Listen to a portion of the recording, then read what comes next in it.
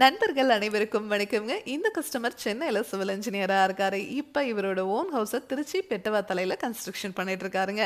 அதுக்கு தான் நம்ம பயணியர் பயோடேங்க் 1200 லிட்டர் ஃபிக்ஸ் பண்ணி கொடுக்கலான்னு வந்திருக்கோங்க.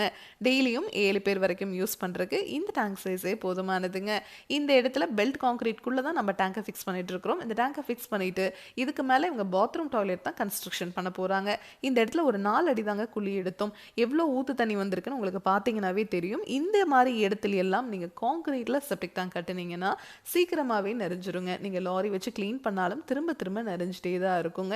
இதுவே பயோ டேங்க் கான்கிரீட்டில் கிடைக்குது, பிவிசியில் கிடைக்குது, சிங்கிள் லேயர் எஃப்ஆர்பி மெட்டீரியலில் கிடைக்குது. அதையெல்லாம் நீங்கள் வாங்கி ஃபிக்ஸ் பண்ணிங்கன்னா உள்ளே இருக்கிற பாக்டீரியானால இனப்பெருக்கம் பண்ண முடியாது. ஏன்னா அந்த இடத்துல தண்ணி தேங்கி நின்றுட்டே இருக்கு இல்லையா, அதனால பாக்டீரியானால இனப்பெருக்கம் பண்ண முடியாது. இதுக்காக நீங்கள் பாக்டீரியாவை 3 மாதத்துக்கு ஒரு முறை ரீஃபில் பண்ணிக்கிட்டே இருக்கணும். அதனோட ஒரு டைம் நீங்கள் வாங்குற காஸ்ட்டே 1500லேருந்து 2000 வரைக்கும் வருங்க.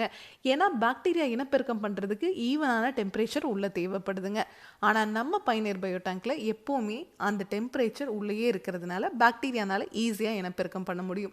அது எப்படி நம்ம டேங்க்கில் மட்டும் இனப்பெருக்கம் பண்ண முடியும், கான்கிரீட் பிவிசிலலாம் இனப்பெருக்கம் பண்ண முடியாது அப்படின்னு கேட்டிங்கன்னா, உங்களுக்கே தெரியும் கான்கிரீட் பிவிசியோட தன்மையெல்லாம் வெயில் அடிச்சதுன்னா அது சூடாயிருங்க, மழை பெஞ்சதுன்னா அது சில்லுன்னு ஆயிரும். ஆனால் நம்ம பயணியர் பயோ டேங்க் ஃபேப்ரிகேட்டட் டேங்க் அப்படிங்கிறதுனால இதுக்குள்ளே இருக்கிற டெம்பரேச்சர் எப்போவுமே ஈவனாக இருக்கும். அதனால் பாக்டீரியானால ஈஸியாக இனப்பெருக்கம் பண்ண முடியும். அதனால தான் நம்ம பயணியர் பயோ டேங்க் உங்களுக்கு டேங்குக்கும் 50 வருஷம் வாரண்டி, பாக்டீரியாவுக்கும் 50 வருஷம் வாரண்டி கொடுத்துட்றோங்க. நம்மளுக்கு நிறைய கால்ஸ் அண்ட் மெசேஜஸ் வருது. அதில் ஃப்ரீக்வெண்ட்டாக கேட்குற டவுட்ஸ் என்ன அப்படின்னா, இந்த டேங்குக்குள்ளே பாக்டீரியாவை ரீஃபில் பண்ணணுமா அப்படின்னு கேட்குறாங்க.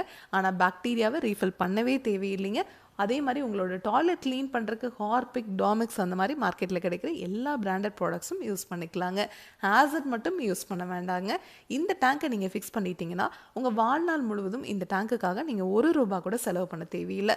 ஒரு 20-30 வருஷம் கழிச்சு நீங்கள் டேங்கை ஃபிக்ஸ் பண்ணியிருக்கிற இடத்துல ஏதாவது ஒரு கன்ஸ்ட்ரக்ஷன் ஒர்க் பண்ணுறீங்க அப்படின்னா கூட இந்த டேங்கை எடுத்து எந்த இடத்துல வேணாலும் ஃபிக்ஸ் பண்ணிக்க முடியுங்க.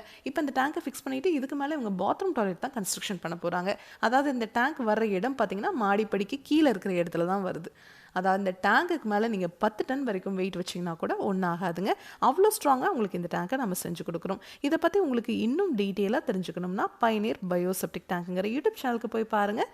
Thank you friends.